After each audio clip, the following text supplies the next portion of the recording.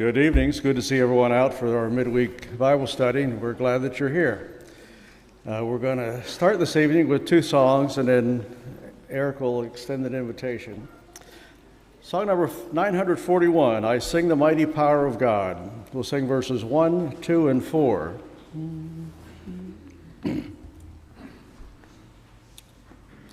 I sing the mighty power of God that makes the mountains rise, that spread the flowing seas abroad, and build the lofty skies. I sing the wisdom that ordained the sun to rule the day. The moon shines full at his command, and all the stars obey. I sing the goodness of the Lord that filled the earth with food. He formed the creatures with his word, and then pronounced them good. Lord, how your wonders are displayed where'er I turn my eye. If I survey the ground I tread, or gaze upon the sky, it heavenly shines with beams of love, with craft enveloping me. It's on his earth lights and your blue, and it's his air I breathe. His hand is my perpetual guard, he keeps me with his eye. Why should I then forget the Lord, who is forever mine? Song number 954, No Other Name.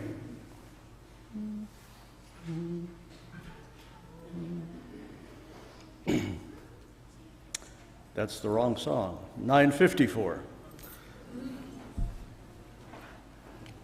It's a short one if you grab a book.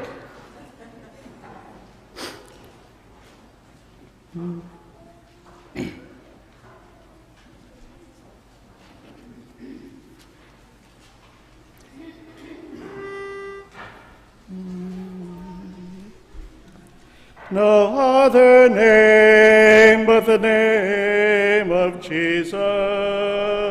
No other name but the name of the Lord. No other name but the name of Jesus is worthy of glory and worthy of honor and worthy of power and all praise.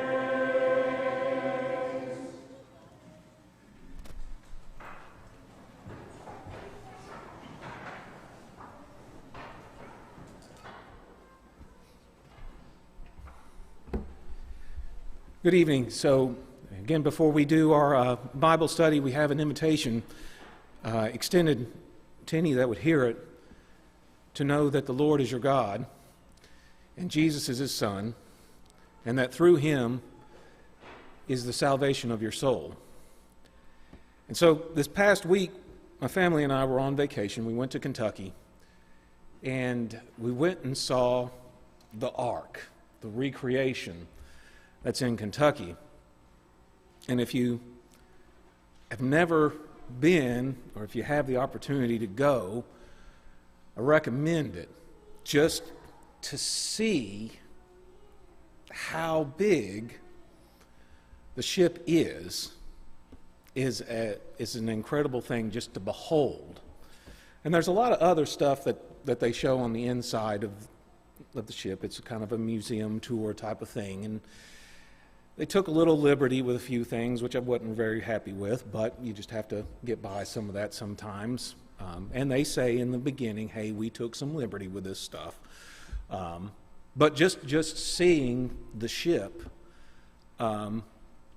is a grand sight to behold. But God saved 8 souls out of everyone else in the world. And we talk about evidences, and I'm not sure if it was Brent or one of the others that gave the math on how many, either millions or quite possibly billions of people who were alive at that time, but only 8 of them were saved. And Noah preached up until the time of the end, up until about, I'm sure, the time that they got on the boat. And these people would not repent of their ways. And it wasn't, and I'm sure it wasn't just, up to Noah. God can spare who he will. But I saw the ark, and I thought about how grand it was. But I also got to thinking to myself, people have searched for years and years and centuries even to find like proof of the ark, like to find its hull or its shell or it's somewhere on a mountain or wherever it may be. But we don't need that. We don't need some physical thing to touch in order for us to believe that Noah was real, that they got on the ark with all the animals, and that they survived the flood. We don't have to have that. In the book of Hebrews, in chapter 11, verse 7, it says this about Noah. It says, by faith, Noah, when warned about things not yet seen, in holy fear built an ark to save his family. By his faith he condemned the world and became heir of the righteousness that is in keeping with faith. Faith is what Noah had when he was told to build an ark to save his family. And faith is what we have to have to know that Noah's heir, his descendant, Jesus, is the Son of God and the one that brings us salvation. We are all Noah's seed. We are all Adam's seed. And we are all created in God's image. Every single one of us. And we have to know that we have to have faith that we can be saved. And not having seen it, but having just heard it. And then seeing the light of every single one of us in here. And we let that light shine out. And I know if I could give the example, if you ever seen like a tea light, if this place was pitch black, you could have one small light in the darkness. Now if I had that light up here, I wouldn't be able to see a single one of you, none of you. But if I had that light to shine, even so small in the darkness, every single one of you could see it. And it could be seen throughout this whole building if it were empty. Just one small light in the darkness. One quiet voice willing to speak for God can be heard. So if you're here this evening and you've heard God's voice and you've seen that small light, and you want to come to it, and you want to light your own light, make it even brighter. And when you want to add your own voice to that chorus of those who worship the Lord, come forward as we stand and sing.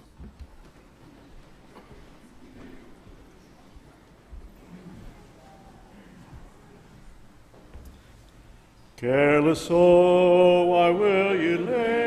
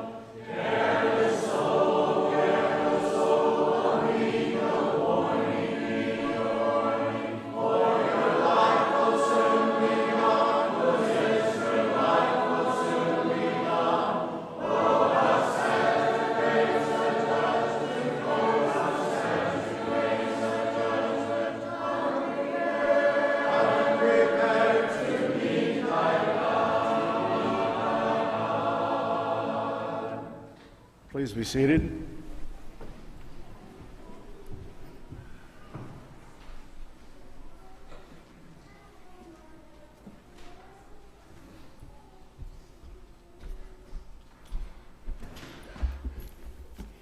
It's a beautiful day when we get to assemble as God's children and study from His Word, as we're about to do and have done, to sing songs of praise and to lift Him up and exalt Him. It is a wonderful day. We are going to close our live stream just for a few minutes while we make a couple of announcements, and then we'll end this part of our worship and go to our Bible classes. So at this time, we appreciate you being here, and for those who are watching on the live stream, we appreciate your being with us, and if you'll be patient with us, we'll be back in just a minute.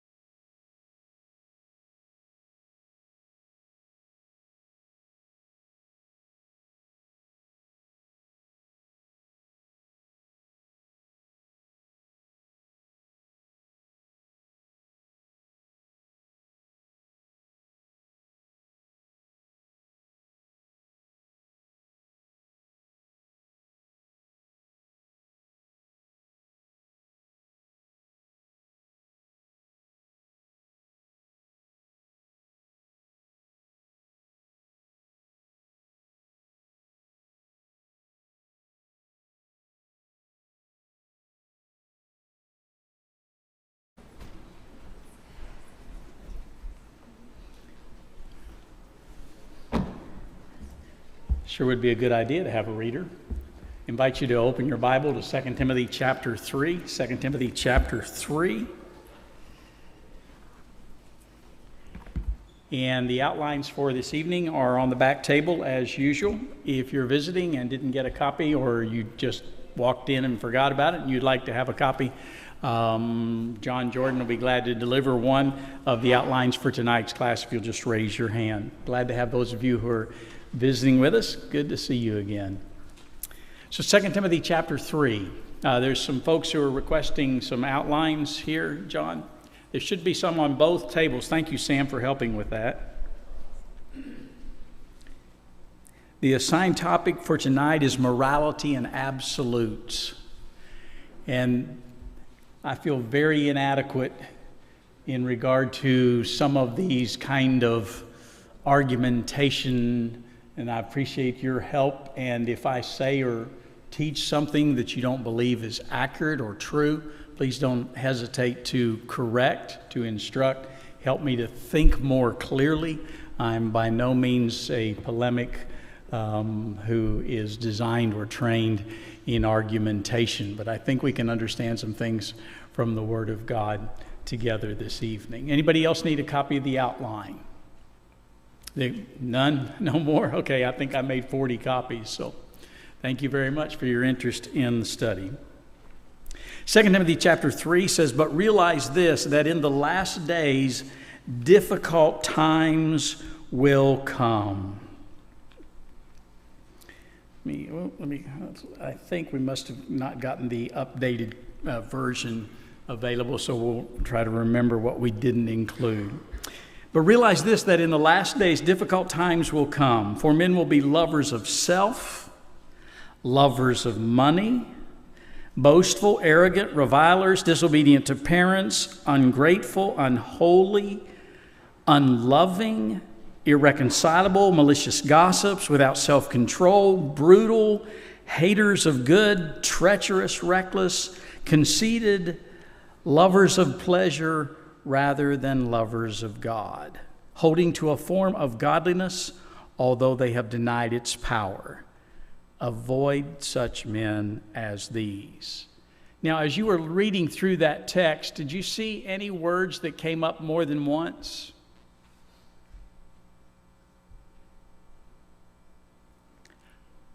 I think I heard it. Lovers. Yeah. And it's interesting. I tried to check in the original language which kind of love is being referred to. You've got lovers of self, lovers of money. And then in verse 3, you've got, how does yours read at the beginning of verse 3? Heartless. Unloving. And actually that word is without natural affection. It's astorge. It's used in Romans chapter 1. Had people who would even not care for their own children, for example. Any other lovers? Yeah, lovers of pleasure rather than lovers of God. Are they religious people? Yeah, they hold to a form of religion. They hold to a form of godliness, but they've denied its power. And Paul is telling Timothy, stay away, beware. So in 2 Timothy chapter 3, we've got a challenge of looking at what is it that people love? Who is it that people love? If this morning were kind of in a group, it would be people who love themselves, but who do they not love in the context? Yeah. They're actually people who don't love God. They're actually, does yours say something about haters? Haters of good, mine says. What would that imply? If you are a hater of good, what would that imply? Okay, there's such a thing as good, and you're able to hate that which is good. Now I want to do a couple of things here. This is a pen. I think it's Pilot is who made it. I'm going to set it here on the podium. Now, is there a pen on the podium? Do you see a pen on the podium? You don't see a pen on the podium. Not now. Is the pen on the podium? Do you believe there's a pen on the podium? Why do you believe there's a pen on the podium? If you hadn't seen me lay it there, but I told you there was a pen on the podium, would it be true that there was a pen on the podium? Could I have lied about it? Okay, all right. What if none of you had heard about it and none of you had seen it? Would there still be a pen on the podium? Is that an objective fact? Now, could you confirm that in some ways? Now, Glenn get up here and he said, yes, pen's still there on the podium, and you'd have an eyewitness to giving testimony. But the pen on the podium is true whether you believe it or not, whether you see it or not. The pen's on the podium. That's an absolute objective fact. Agreed? Okay? I've got marbles in my pocket. You believe it? I got marbles in my pocket. I just took my phone out. You believe I've got marbles in my pocket? Yeah, dude, tell me, you want to see it? What do you want to say? Prove it. I say that a lot. Don't show me. Okay? How many marbles do I have in my hand? They're out of my pocket now, by the way. How many marbles do I have in my hand? How many? How many did you say, Ron? Go ahead, y'all can bid. Anybody, 2? You say 3. Ron said 3, and Glenn said 3. So there must be 3 marbles in my hand. Yes? Okay. How many marbles are in my hand? 0. Ha! Yeah. Okay. 0. Oh. No, that was a green one, by the way.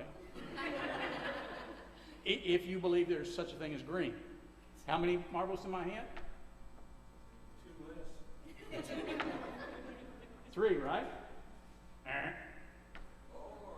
4. Okay. Is that an absolute objective fact that there are 4 marbles now on the ground? What if I used a different language? 1, 2, 3, 4. What if I said 4? Would there still be 4 marbles? What if I used a different language? That's right. Fear. What if I said it was fear in German? Would there still be 4 marbles? You know, I think it was about 1981 in downtown Indianapolis, I had a young man say when we were talking about absolute truth, he said, it's only 4 if you say it's 4. It's 4 regardless of what you say, as you count. So, okay, we got one more project here. Let's get some other guys in here. Gals, you're welcome to join. What is the distance from here to here? This length. What is that length? 24 inches. Oh, good. So it's not centimeters, okay? 28. 32. Okay? Now, Glenn, can you be the impartial judge? All right. I shouldn't ask you to get up here. All right. So put that right here. I guess I need you on this end. That's what do they call that? The dumb end of the tape. So what's the smart end here? What's that say over here? Come on over. We got 2 foot, 24. So was any of those guys right in their guess? Did you say 24? Yes. He said 24. Glenn said 24. What are you trusting? The rule, the standard, the tape measure. I think it's good. I keep it in my car all the time. So that's just some stuff to think about. What we've tried to establish is there's such a thing as objective truth. Now, in contrast to objective truth, I want you to look with me in John chapter 18 for a moment. In John chapter 18, do we have 2 forms of truth under discussion here when Jesus is on trial before Pilate? In John chapter 18. I'm thinking that's where I want to be. Yes, in about verse 37. Yeah, what 2 types of truth might we be seeing here in John chapter 18, verses 37 and 38? Is there a truth claim being made? What's the truth claim being made? All right, Jesus is a king. He has a kingdom, and it's not from this world. Is that his claim? Does Jesus claim to be truth in any of his statements? I am the way, the truth, the life. So he's making a truth claim here. And how does Pilate respond? What is truth? As far as Pilate's concerned, who gets to decide what truth is? He does. Pilate does. All right. Can Pilate demonstrate to the crowd that Jesus is not much of a king, at least from an earthly perspective? Can he beat him? Can he have him executed? So does Pilate think he has control of truth? Is truth based on power or absolute fact? Do a lot of people think that might makes right? That's the idea of power rules versus objective reality. So those are some things to think about in that regard, in regard to truth. Does law and morality derive from ourselves or outside of ourselves? In other words, do we get to decide what is truth, or is truth true whether we decide it or not? One kind of truth is what we would know as subjective truth. Is there a sense of morality? Is there a sense of right and wrong that supersedes civic or civil law? Is there a sense of right and wrong that supersedes government law? Okay? All right, God's law. Let me give you a situation. A lot of my thinking relates to things that have happened in Europe over the last 100 years. Probably living there have made an impact in that regard.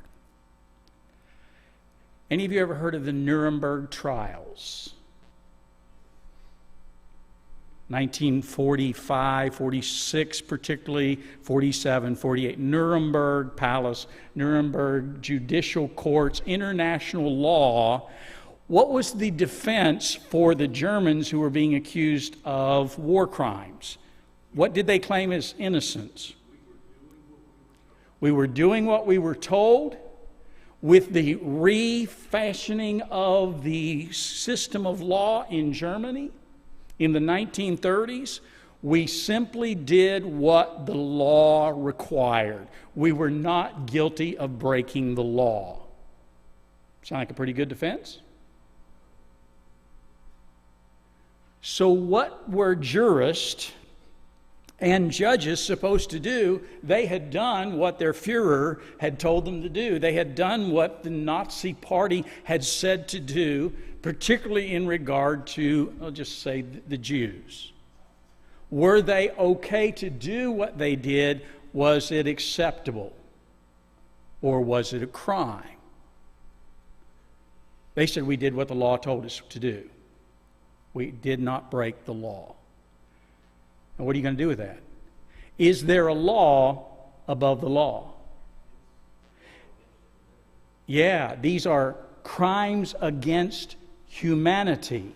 The idea of being made in the image of God. And so John Warwick Montgomery, in his little book, The Law Above the Law, quotes the judges to say that what you did against human beings was against natural law.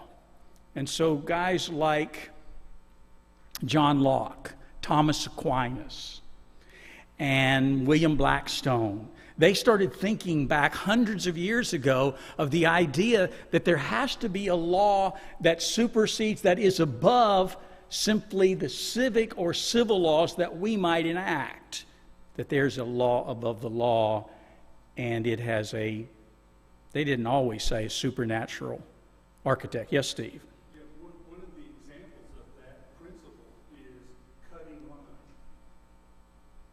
No matter where you go, if you cut line, there's not a law that says you can't cut line. It's just something that everybody knows you don't do. Yeah. It doesn't matter if you don't speak the same language. That's right. Come from different places, you just don't cut line. You don't get in front of other people that have been waiting. That's above the law. Yeah, yeah. And by the way, in Europe, it's the Q. Okay, and you line up differently in Europe, so you don't even know you're cutting line, but they'll let you know pretty quickly. Okay, all right. So there's just some basic ideas that there are just some things that are absolutely wrong. And so as we think about two types of truth, as we consider those, we see what Pilate's saying. He thinks he controls what's going to be true in this particular circumstance. But as we think about two sources of truth, I want to suggest to you there's subjective truth and there is objective truth. Subjective truth tells me, from my experience, that butter pecan ice cream is the best. And for me, Bluebell butter pecan ice cream is the best. Is that true? There you go. There's two of us that are voting for it. You know, the stock's going to go up for sure. All right. But what if you don't like butter pecan ice cream? See, it's only true for me and might be true for Glenn, but if you don't like pecans, man, butter pecan ice cream is not something you're going to say is the best ice cream. That's very subjective based upon my feeling and my taste buds. All right? And so we need to think about that kind of truth. And so then another kind of truth would be, how many marbles are up here on the floor? Can't all see. Remember that drop? 4. All right. So the sum of 2 plus 2 is that true regardless of what I call it? What I feel about it? You know, I would have loved my math teachers to be more sympathetic to my subjective solutions. My answer is yes. But there was an absolute answer. So that's an objective reality that we're thinking about here. One ought not to kill innocent people. Is that true? It's an obligation based upon some ought, O-U-G-H-T, some moral sense of you don't kill people, you don't kill innocent people. How about this one? One ought to believe that Kansas is in the United States. Is that a moral truth, that Kansas is in the United States? No, it's a truth. It's an objective truth, but it's based on physical evidence in regard to statehood. So there are two different ways that we can be wrong, at least. One is a failure to properly reason to a correct conclusion. My math teachers reminded me of that a lot. The other is I could be wrong based on things being unethical, a failure to apply a system of right and wrong correctly. The two young men who took the little toddler in England and bludgeoned him to death. Was that right or was that wrong? On what basis? Crimes against humanity, a moral sense of ought. And where did we first learn that you don't shed somebody's blood, that human beings made in the image of God, you don't kill them? Cain and Abel, and then in Genesis 9 and verse 6, whoever sheds man's blood, by man shall his blood be shed. Then you have a moral law that supersedes any laws that we might come up with. So I want you to think about that. Now I want us to work on Romans chapter 1. Before I do that, though, let me read something to you, and let me see if you can tell me whether it's right or wrong based upon the law. We're going to think about baby Garcia. Here's a true story. Los Angeles, California. Jennifer's the nurse. She says, one night a nurse on my shift came up to me and said, Jennifer, you need to see the Garcia baby. There was something suspicious about the way she said it, though. I see babies born every hour, I thought. She led me to a utility room the nurses used for their breaks. Women were smoking and drinking coffee, and their feet up on the stainless steel counter, and there lying on the metal was the naked body of a newborn baby. What's this baby doing here on the counter? I asked timidly. That's a preemie, born at 19 weeks, she said.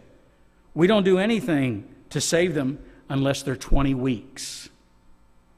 I noticed that his chest was fluttering rapidly. I picked him up for a closer look. The baby's still alive, I exclaimed. I thought they hadn't noticed. Then I learned the horrible truth. The nurse knew, and it didn't matter.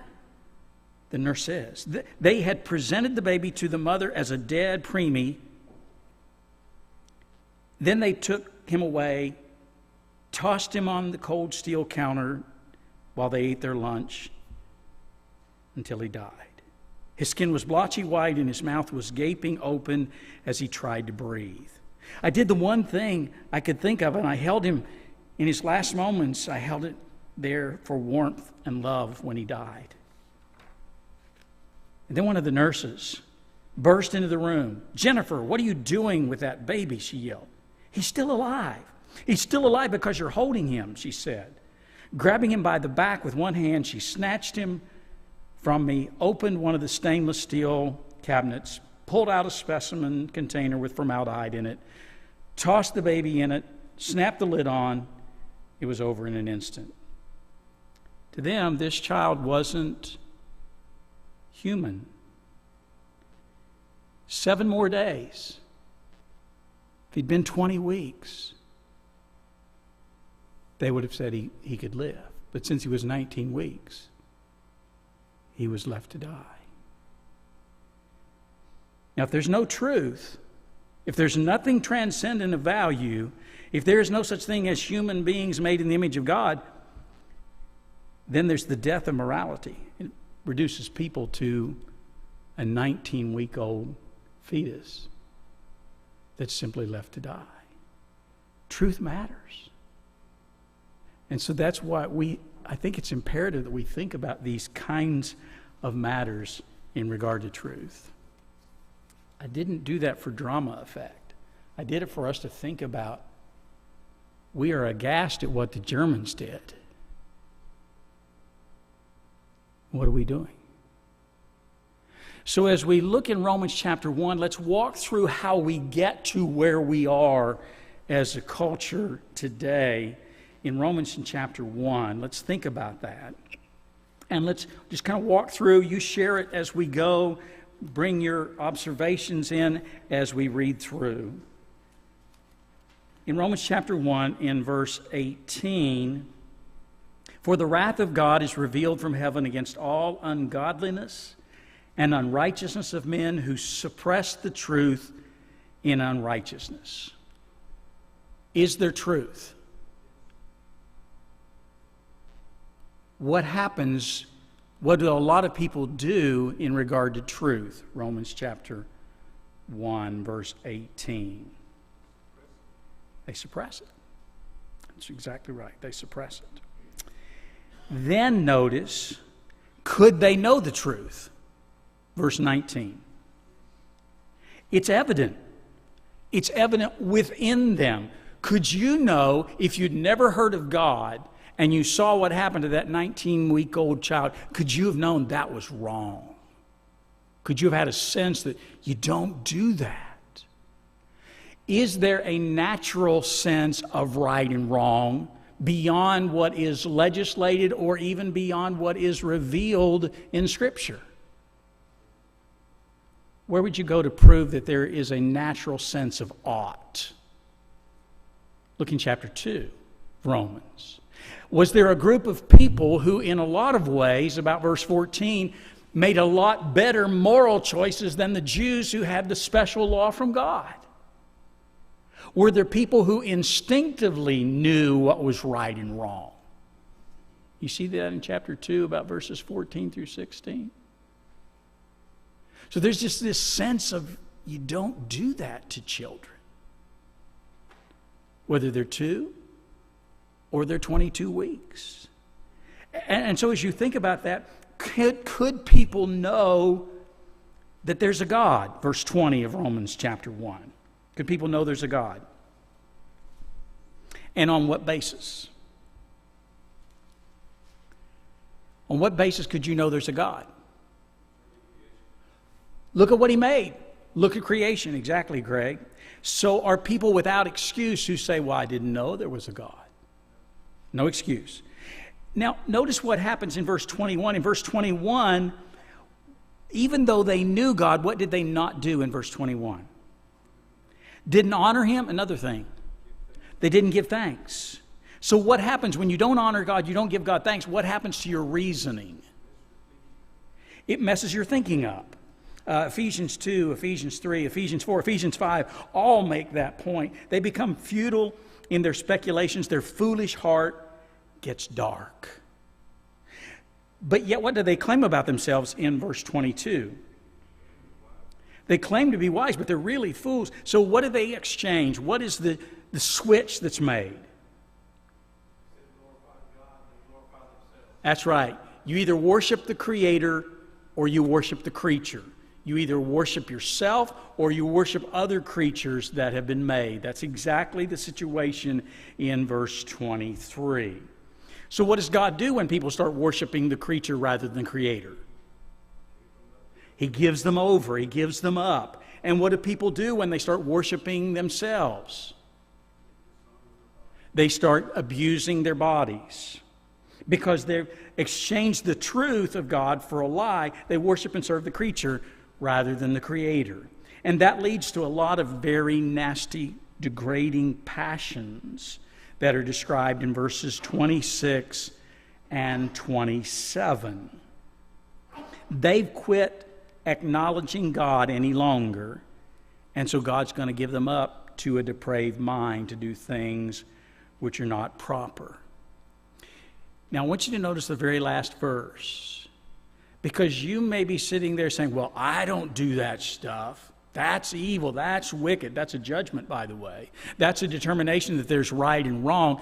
But what is the possibility in verse 32 that we may actually be guilty of, even though we don't do that stuff? We don't kill 19-week-olds. We don't participate in homosexual sexual activity. But what might we do? We might not out loud say, oh, I think that's a good thing. But there are ways to approve of it. And one of those ways is to never say nothing at all. Okay? So I want us to think about, do we somehow go ahead and, well, if I said anything, could you risk something if you said something? Could you lose your job? I'm thinking of several of you guys in management. You could lose your job in a hurry. Okay? You got your neighborhood too. You want your neighbors to like you. And then, you got your grandkids involved in this stuff. And, you're going to have a lot of family. And I'm not saying you do. I just want you to think about, there are lots of different consequences here. And so this is a real challenge for us as we think about those things. So as we walk through these definitions, morality is basically something that's right or wrong. That implies there's a standard, just like that 24 inches. And then when we think about this next term, ethics. Ethics is a system or a study of standards of conduct. And most of you, if you're in college, and particularly if you're in business, law school, anything like that, you're going to have to take a course in ethics. It's going to be a part of your curriculum. Then this idea of immorality is an action that is not consistent with what acceptable principles of right and wrong are. So you've gone against what those principles are. But then there's the idea of amorality. That's the idea that almost always indicates against, that I don't believe there is any moral right and wrong. Would you say anybody in our culture would think that there's no right and wrong? There's no right and wrong as long as I'm not getting hurt. As soon as I get hurt, that was wrong. And so then the idea of absolutes, something that's certain, not relative. 4 marbles, 24 inches. Oh, by the way, the pin's still there. Those are absolutes, not dependent upon how you feel about it. And then finally, does somebody have the right to say what is right and wrong? See, if truth is not the legislator of right and wrong, then what is going to be the legislator of right and wrong? He who has the biggest gun, has the most influence, most power, they are the law. Okay? Yes, Tim? Sure.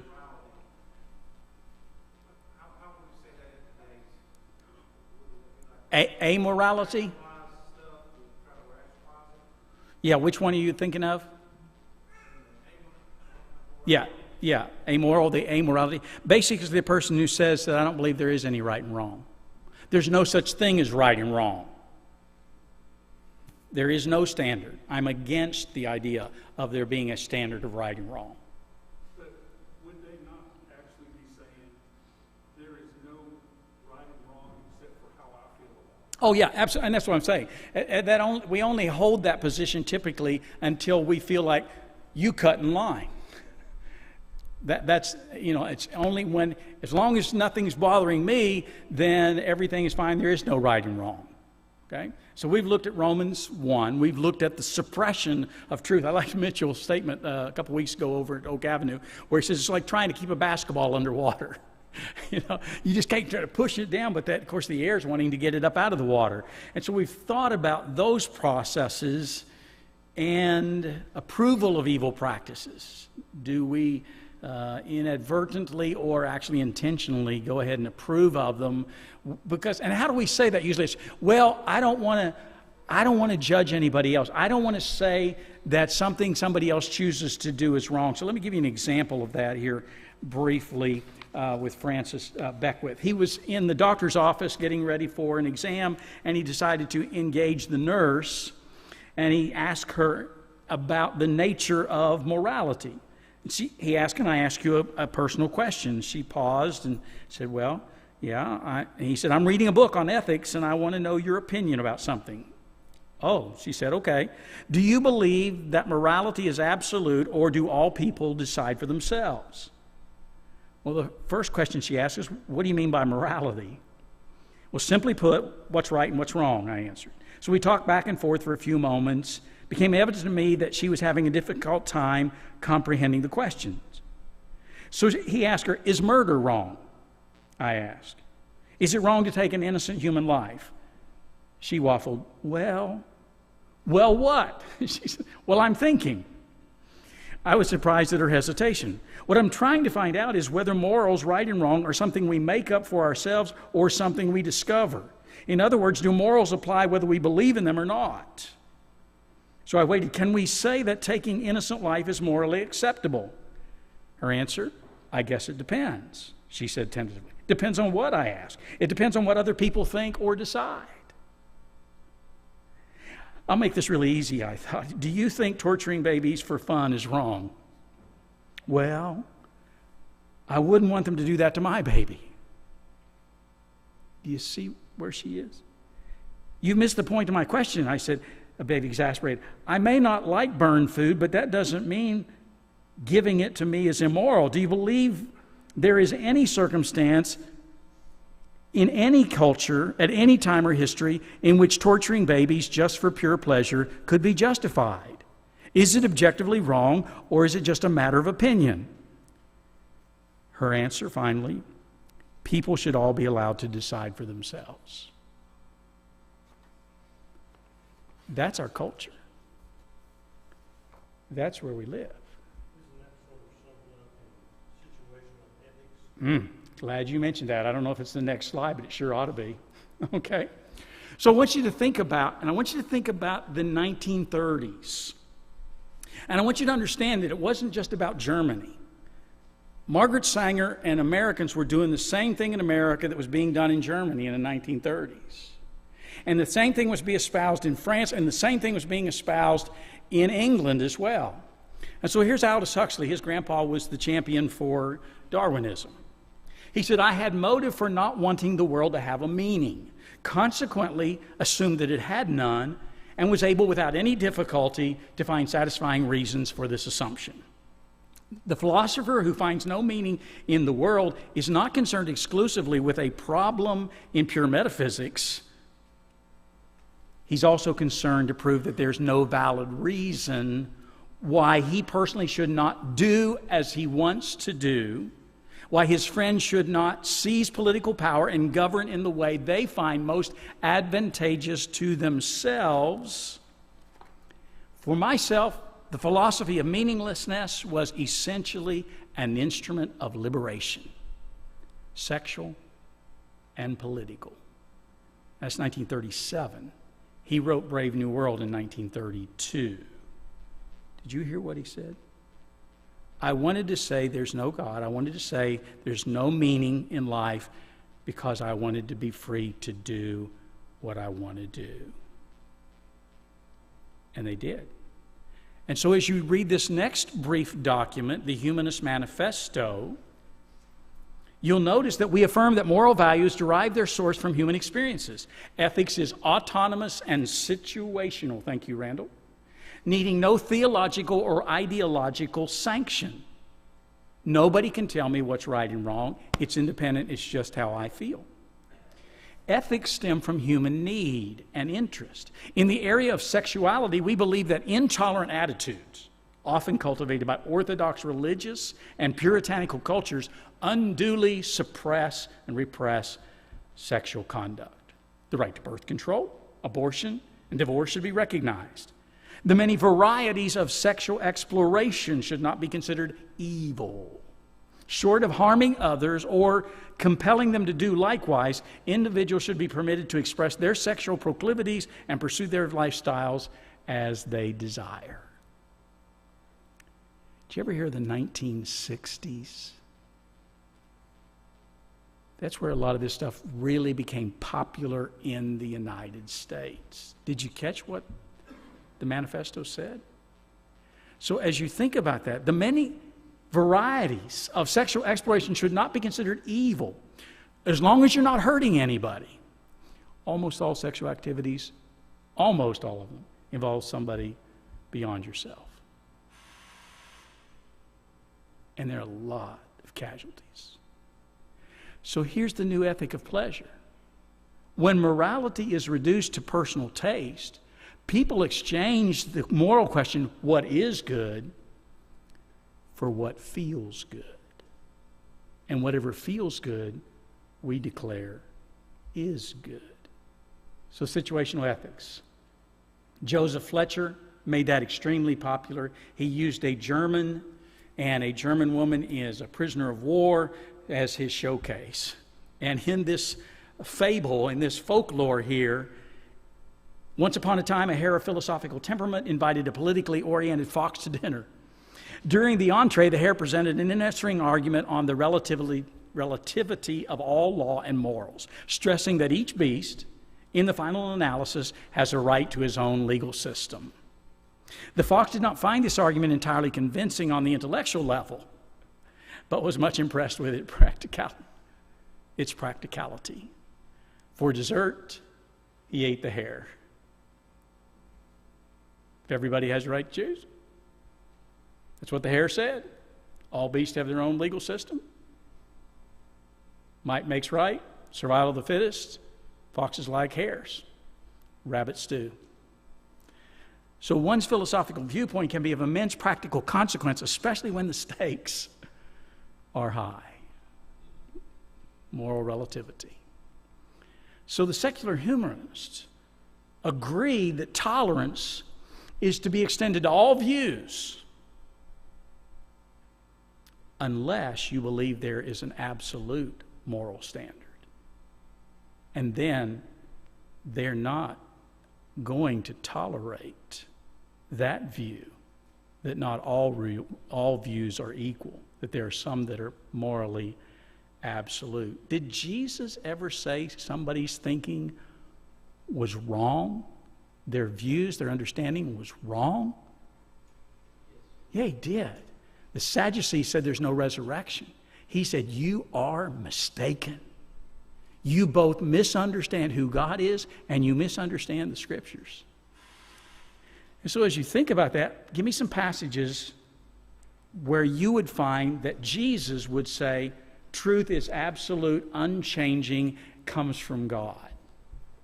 What passages would you think of? How about if I say, you shall know the truth? John 8:32. Give me some more. Sanctify them in truth. Thy word is truth. John 17, verse 17. Did Jesus say that there is one right way to heaven or any way you want to go? One way.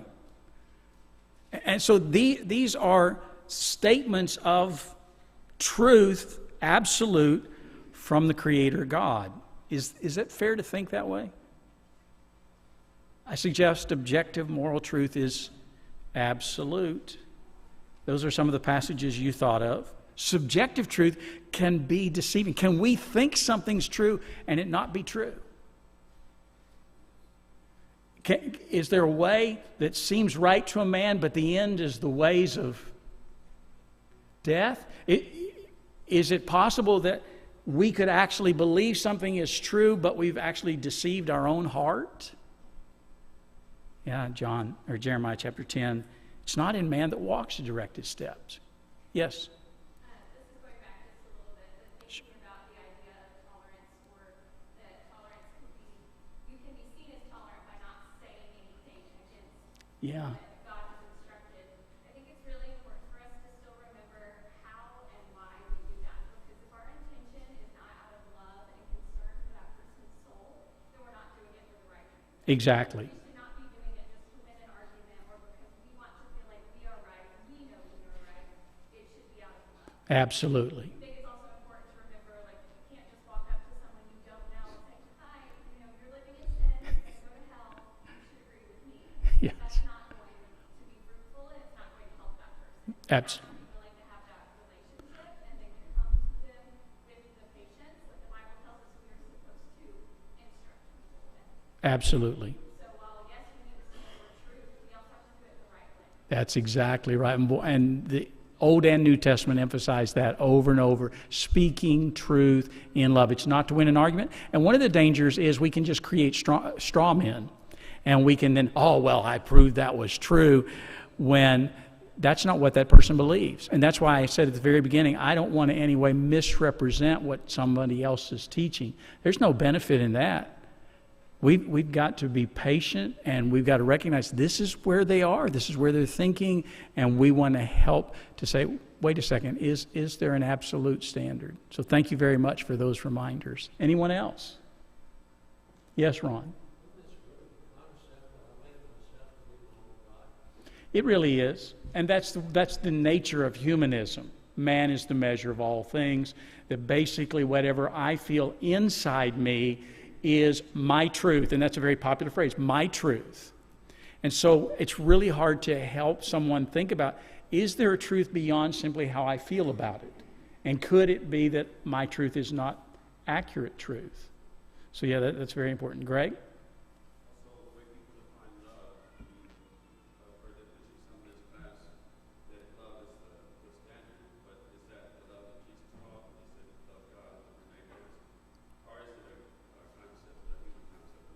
Right. And that's why I wanted to deal with 2 Timothy chapter 3 and all those various loves, because love is defined by God as an objective standard as demonstrated by Jesus Christ. Yeah. Thank you. I knew this was going to be challenging. Appreciate the insights, perspectives. Let's be kind, but let's think carefully in regard to the way God teaches. Thank you.